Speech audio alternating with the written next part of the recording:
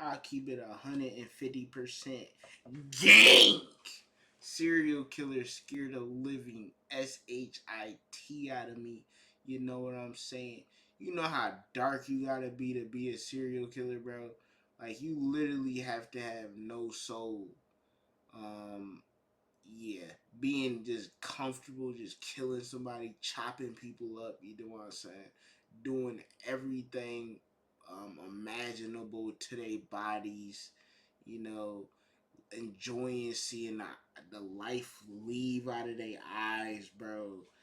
These are some sick, twisted bastards. You know what I'm saying? But when a judge is secretly a serial On killer, March 21st, 2013, in Wise County, a Texas, Deputy judge? James Boyd was performing a routine traffic stop on a 1991 black Cadillac DeVille. What he didn't realize was that the person driving this vehicle was the notorious Evan Spencer Ebel, a member of a violent prison gang known as the 211 Crew. Evan was incorrectly released from prison just 2 months before this encounter due to an error in his court records. During his short taste of freedom, he obtained a 9mm pistol and killed a Domino's delivery driver named Nathan Leon, stealing his uniform in the process. Evan then wore that uniform as a disguise and rang the doorbell of Tom Clements, the executive director of the Colorado Department of Corrections. When Tom answered the door, he was shot directly in the chest and killed. In the shocking overnight murder of the head of Colorado's prison system, Tom Clements was gunned down as he answered the front door of his Monument home last night. Air Tracker 7 was over the home this morning. Investigators are searching the area for clues, and they are talking to neighbors. 2 days after this shooting brings us right back to this traffic stop on March 21st, and it seems that Evil Ebel would rather continue his murder spree than go back to prison. In this exact moment, Deputy Boyd was shot 3 times, twice in the chest and once in the head. Unfortunately, due to YouTube's sensitive graphic violence guidelines, we are unable to show this shooting on screen. However, Deputy Boyd recovered from his injuries and later described the experience. I remember seeing the gun shoot off a number amount of times, and I could see the cartridges fly out, at which point I blacked out. I had a number amount. From the look of it, it grazed him. He is a lucky dude. And I could see the cartridges fly out, at which point I blacked out. I had no clue whether I was standing, sitting, laying, whatever. While squirming on the ground in shock and agony, Deputy Boyd is spotted by a random civilian who pulls over to help. Backup is called in, and while Deputy Boyd gets some much-needed medical attention, numerous officers from several jurisdictions are quickly in hot pursuit of the shooter. The chase reaches speeds of over 100 miles per hour, and more shots are fired at law enforcement, all while weaving in and out of traffic. At one point, Evan blows a tire and smoke billows out from his vehicle, hindering the police cruiser's field of view. But the officer remains calm and stays right on Evan's tail. Eventually, Evan exits the highway, and the chase continues through the streets of Wise County.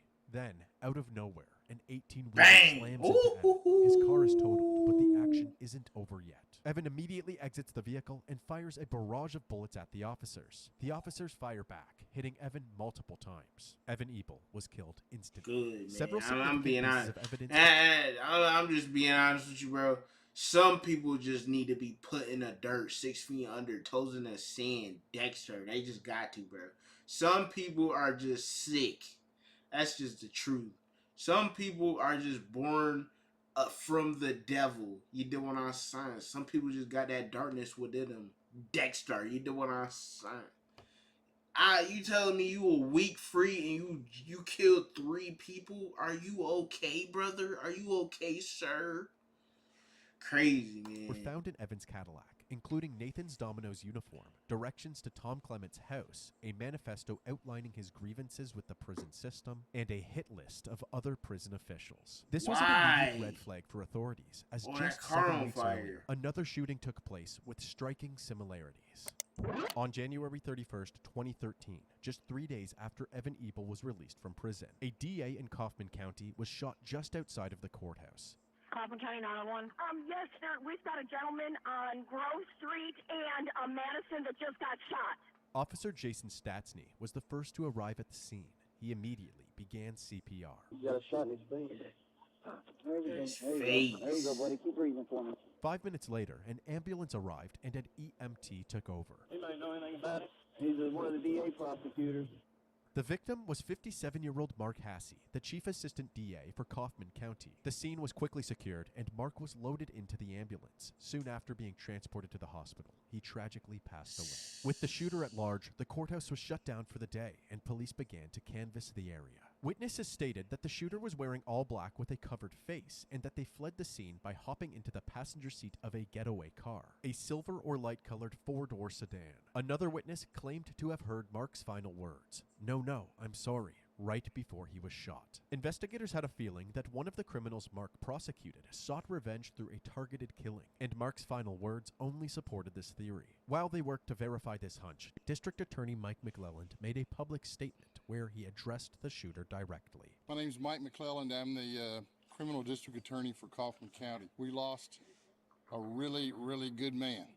I hope that the people that did this are watching, because we're very confident that we're going to find you, we're going to pull you out of whatever hole you're in, and we're going to bring you back and let the people of Kaufman County prosecute you to the fullest extent of the law. 2 months later, when Evan Ebel's murder spree ended with his death, Mike and Kaufman authorities wondered if they could link Evan's 211 crew affiliation and hit list to Mark's murder as well. Unfortunately, Mike wouldn't live long enough to find out, as he became the next victim.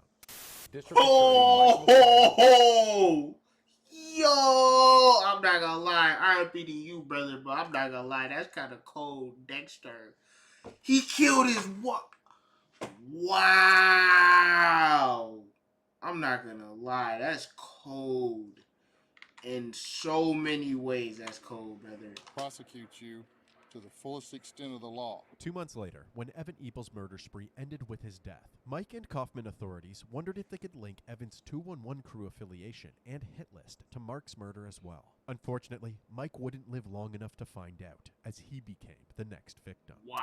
District Attorney Mike McClellan and his wife Cynthia have been found shot to death. It is the second shooting of a prosecutor in the small Texas town this year, coming just 2 months after Assistant District Attorney Mark Hassey was shot dead outside the local courthouse on his way to work. On March 30th, 2013, friends and family were unable to get in touch with District Attorney Mike McClelland and his wife Cynthia. When they went to check on them, the door was unlocked. Inside, they immediately noticed shell casings at their feet. They feared the worst, and after moving toward the living room, Cynthia was found lying motionless in a pool of blood. Further into the house, they discovered Mike's body as well, riddled with bullets. The McClellans had been brutally murdered. Authorities rushed to the scene and spent the night processing it. It was discovered that the McClellans had a home security system that kept track of any movement detected in the house. All movement stopped by 6:42 a.m. that morning, indicating that the shooting must have taken place around this time. News quickly spread of the McClelland murders, and while hundreds of investigators got to work, a multitude of tips poured in from the public. But one of these tips was much different than the others. It came in on the night of Easter Sunday, and it simply read, "Do we have your full attention now? Only a response from Judge Bruce Woods will be answered. I'm scared.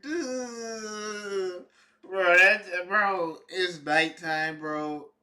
This type Law of stuff enforcement decided to scares respond. me, You bro. have our attention. How can the county judge contact you? Since the Crime Stoppers I ain't program no protects bitch, the so, anonymity you know of what those I'm sending saying? tips, law enforcement That had no shit choice but to await a response scary. from this mysterious tipster. 12 hours later, that response came. It started with, Your act of good faith will result in no other attacks this weekend." This mysterious person went on to prove that they were in fact the killer, by stating the kind of ammunition used to murder Mike Hassey, something only law enforcement and the killer would know. Then, the killer had a very specific demand. Judge Woods must offer a resignation of one of the 4 main judges in Kaufman. My superiors will see this as a first step, ending our action. Do not report any details of this arrangement. You have until Friday at 4 p.m.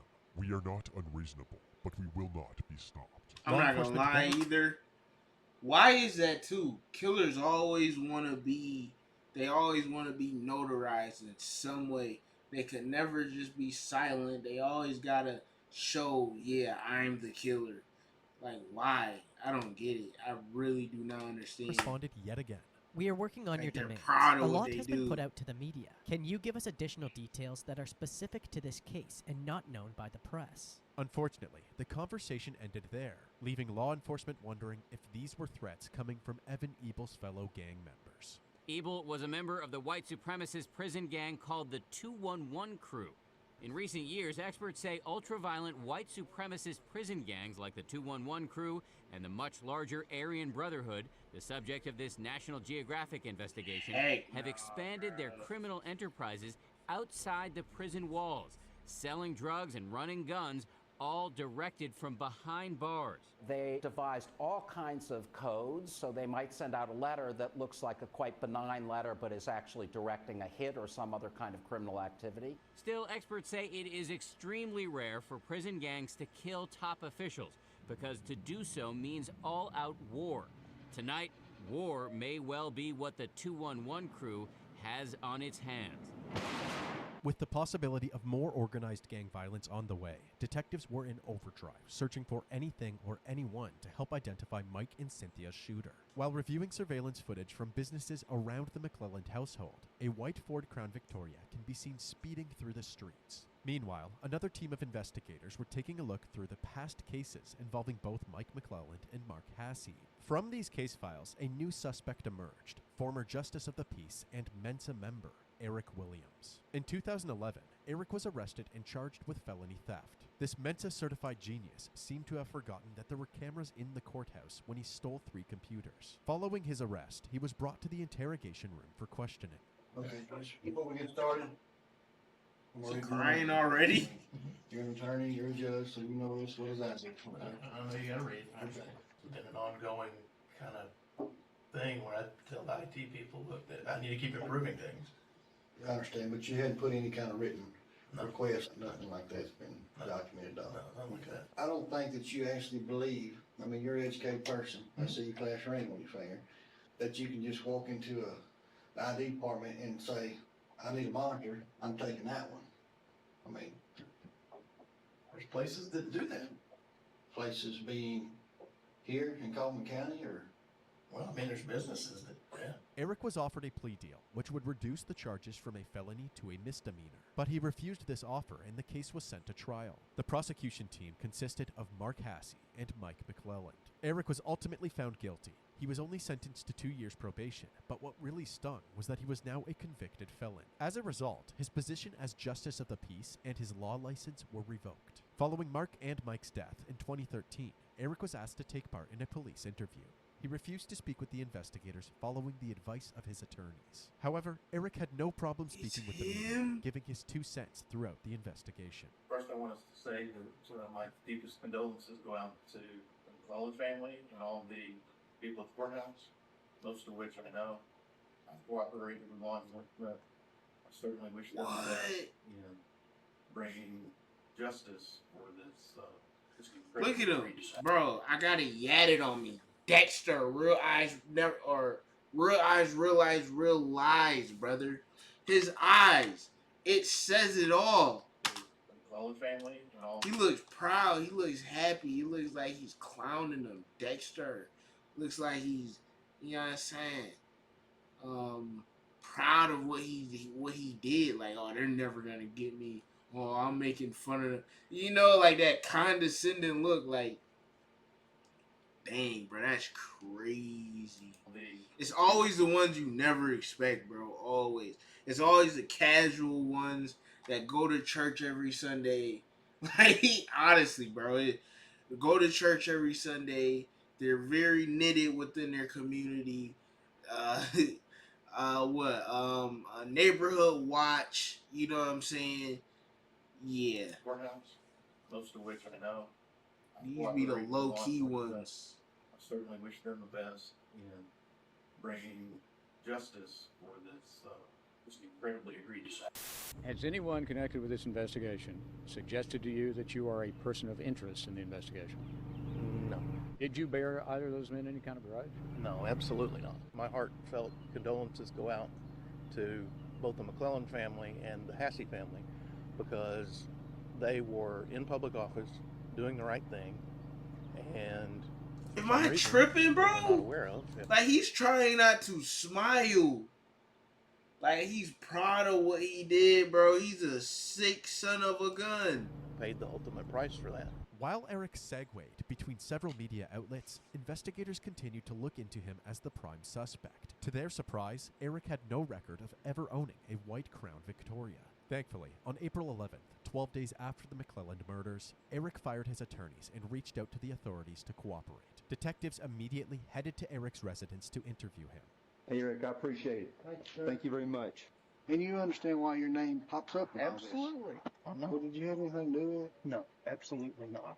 As expected, Eric insisted that he had zero involvement regarding the murders, so the detectives decided to take a different angle. You don't have any more? You got rid of all of them? One gun I'm trying to sell, and it's just hard as hell to sell. Hey, just curious, how many guns did you used to own? About 16.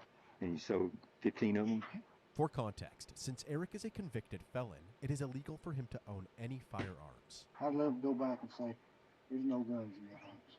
If we looked in that house. I guess we could just look in there real quick. Without probable cause, the detectives are unable to legally search Eric's home, unless he grants them permission himself. But you don't mind us going out there and looking? I'll take that. With permission now granted, the detectives begin their search, audio still rolling. Do you still have any ammo or anything? Last year, the only ammo I would have would be for that.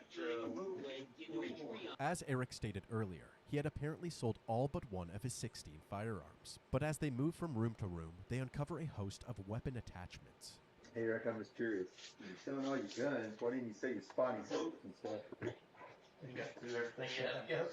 Here, what is that?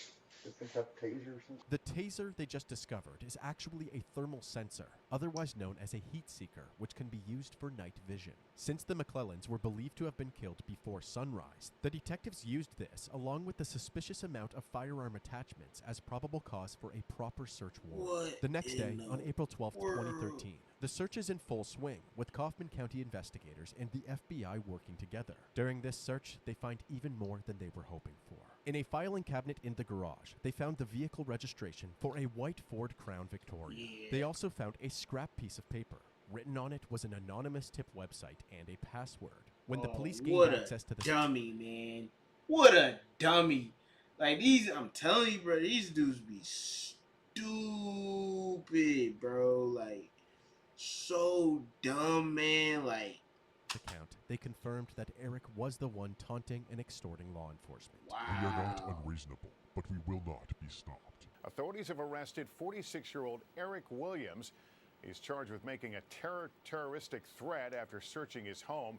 Williams is the former justice of the peace in Kaufman County, a position he lost last year when the DA's office convicted him of theft. He has not been named a suspect in the murders. As the investigation honed in on Eric, several more tips came in, including one from a man named Roger. Roger and Eric became friends during their time in the Texas State Guard, and in November of 2012, Eric convinced Roger to rent a storage unit for him. Once Roger heard about the search of Eric's home, he immediately reached out to law enforcement and told them about this unit. On April 13, 2013, police executed a search of this unit, and to say they hit the jackpot would be an understatement. Not only did they find the white Crown Victoria, but they also unveiled police uniforms and badges, bulletproof vests, and an arsenal of weaponry, including knives, a crossbow, multiple guns, and ammunition that could have killed both Mark Hasse and the McClellans. And of course, pickle jars filled with homemade napalm. Several firearms were sent in for forensic testing, along with a stray bullet which was found in a random bag away from all of the other ammunition. As for the silver sedan, police were eventually able to locate receipts for a silver Mercury Sable, which had been towed away after sitting in the storage facility's parking lot for too long. The test results came back, and after comparing the bullet with the shell casings at the murder scene, they were able to confirm that the bullet was ejected from the same weapon that killed the McClellans. However, they were unable to confirm if the firearms that they tested were used in any of the murders. Although this was very frustrating, prosecutors ultimately decided to move forward. On April 18, 2013, Eric Williams was charged with 3 counts of capital murder. In capital murder cases, the state divides the trial into 2 phases, the guilt phase and the penalty phase. During the guilt phase, a jury decides the defendant's guilt or innocence. If the defendant is found guilty, the trial moves to a penalty phase, in which the jury receives additional information and decides whether or not the defendant should be executed. The guilt phase began in December of 2014 and was only addressing one of the 3 charges, the murder of Cynthia McClelland. This was devised by the prosecution team so that if anything went wrong in the first trial, they could essentially get a second chance through another trial. Prosecutors summarized the investigation for the jury, portraying Eric as an egotistical and calculated killer who would go to great lengths for revenge. This is my chance to tell you the story of the murders of my and Cynthia McClellan. He sent an email into law enforcement claiming credit for the murders, thinking... Look at him. He was, bro, I'm telling you, bro, these dudes, man, they be proud of this stuff. Look at him. He's smirking because he's proud of killing these dudes. Bro, what in the world? I never saw nothing like that before. You know how sick you gotta be, bro? Genuinely, you just kill somebody. You facing death.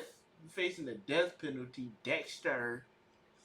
And you sitting here happy, like relaxation type ish. Dexter. Enforcement would never figure it out. Crazy, bro. But he was wrong. This is They also wild. used the storage facility's surveillance footage to establish a timeline of the crime. At about 6 a.m., the Crown Victoria can be seen entering the parking lot, then leaving 12 minutes later at around 6:12 a.m. Then, after killing the McClellans at around 6:42 a.m., the vehicle heads back to the storage unit, arriving at 7 a.m. 17 minutes later, a black SUV can be seen leaving the area. The defense, on the other hand, focused on the weak points in the prosecution's case. Eric Williams did not commit these murders. There is no known murder weapon in this case. There's no Come one on now. who can place Eric Williams in that scene at the McClellan home. How can defendants though take up for this? Like, let's be honest. I don't know. I get it. You know what I'm saying? It's your job. You gotta defend this piece of ish Dexter. But how in good, you know what I'm saying? Where all evidence is pointing to the brother, to the slime, to the brethren, and you're just defending this dude after he most likely killed these people. All evidence points to him. Even when they talking to him, he not showing no remorse, no regard towards killing these people. He's cheesing about it. Like, he's proud of the crazy, right? He's like, yeah, that was genius. You know what I'm saying? No. Crazy, bro. The prosecution called an onslaught of witnesses, meticulously breaking down each and every piece of evidence and testimony. However, the final say would go to the jury, and after 90 minutes of deliberation, a verdict was reached. We, the jury, unanimously find the defendant, Eric Lyle Williams, guilty of capital murder as charged in the indictment. Eric Williams was found guilty for the murder of Cynthia McClelland. It was now time for the penalty phase, where the jury decides whether or not Eric will receive the death penalty. Perhaps the most compelling moment of the trial is what happened next. This is Kim Williams, Eric's wife and alleged getaway driver. Back in 2013, Kim was arrested at the same time as Eric, and detectives spoke with her for hours in the interrogation room. Although she was first defensive about her husband, she slowly let her guard down and eventually told the detectives what really happened. They convinced her to take a plea deal. Since she was protected by spousal immunity, she was not forced to testify against Eric. However, as part of her deal, they asked that she provide testimony during the penalty phase of the trial. She agreed. It was a cold day, and there was excitement in the air. He came up with a plan to dress like law enforcement. He was modeling it for me. Describing to the members of the jury. So what she he a was snitch. Nah, bro. Nah, man. Nah, bro. It's one thing to snitch if you had nothing to do with it. You know what I'm saying? And if he forcing you to do it, but you're happily doing it with him. So now when everything crashing, Bernstein, Dexter, you know what I'm saying? You wanna snitch like a bitch. Ain't that by the bitch? Ain't that by the bitch? I ain't gonna lie, He bro. was That's like wild. he was in the Army or SWAT. He had a bulletproof vest that had sheriff on the front. That more than likely Mrs. McClellan was going to answer the door and he was going to introduce himself as a policeman. You may be wondering why Cynthia had to die if Mike was the target. Kim explained Eric's simple reasoning to the court. She would be there as a witness, and he described it as collateral damage. What did he tell you about how Cynthia McClellan died? He told me that he had to shoot her an extra time because she was still moaning. That night, Kim and Eric celebrated the double murder by having a feast. We had steaks on the grill, and Eric cooked those. At your parents' house? At my parents' house. And you all celebrated the steaks? That's correct. During the guilt phase of the trial, the prosecution team was not allowed to bring up the details of the Mark Hasse case, so they used this opportunity to bring the jury up to speed. Did you agree to drive? Yes, I did. You knew what was going to happen. Yes, I did. Why did you agree to drive to the murder of Mark Hasse? I was so drugged up and I so believed in Eric and everything that he told me. His anger was my anger. Kim went on to recount the moments following Mark's shooting. As you're driving away from the scene of the Hasse murder, what is his mood like? Happy. What is your mood like? Happy. Okay, She also at least she recalled honest. driving to a bridge one night with Eric, where he threw a bag into the lake below. Do you know what was in the bag? I knew that it was guns. After 7 months of searching, the bag was found at the bottom of the lake. It turns out that it wasn't a bag at all, but rather a Halloween mask that Eric wore during Mark's shooting in order to conceal his face. Inside the mask was 2 revolvers, one of which was confirmed to have killed Mark. And you can imagine the terror that was going through Mark Hasse when he recognized and heard the voice. Kim also revealed that Eric had several more victims in mind. This hit list included a judge that he planned on killing in a more creative way than the others. And who else? Judge Ashworth. How did he tell you he was going to kill Judge Ashworth? He was going to shoot him with the crossbow. What was the day call for? I guess to drive in an extra kind of FU. He's going to bore a hole in his stomach and pour it in. The defense tried to combat this disturbing testimony with a small army of character witnesses. No matter how hard the defense worked, Eric's fate was ultimately left to the jury, and on December 17, 2014, Eric Williams was sentenced to death by lethal injection. He was ordered by this court to carry out the sentence of death. As of November 2024, Eric is still on death row and is appealing his conviction. Kim Williams pled guilty to the murder of Mark Hasse and was sentenced to 40 years in prison. You see how they play you though? You know what I'm saying? Get you to sing like a bird. Dexter, you don't want to sign. And now you got 40 years. She thought she was about to get a plea deal. Dexter, she already fossil fuel, wrinkles all over the face. Gotta be at least 60 years old. If not, I'm very shocked. You know what I'm saying? I'm saying if she's younger than 60, I'm very shocked. Gank!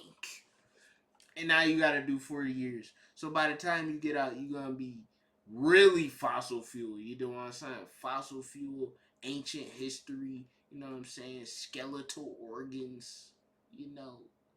But yeah, he deserves to, for sure. And he in Texas. I know Texas, at least from what I think, they heavy on stuff like this.